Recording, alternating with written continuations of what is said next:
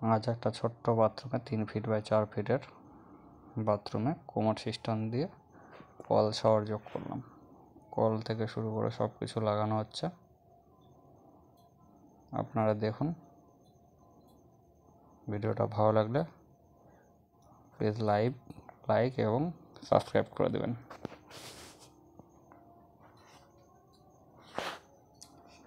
Shower লাগানো হলো এখানে। শাওয়ারটা খুব সুন্দর লাগছে দেখতে। এটা হ্যান্ড শাওয়ার লাগানো চলছে।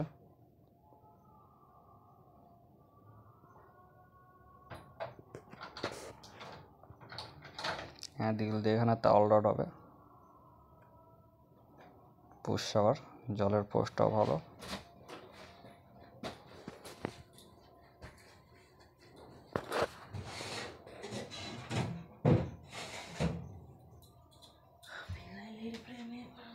বাথরুমটা খুবই ছোট্ট।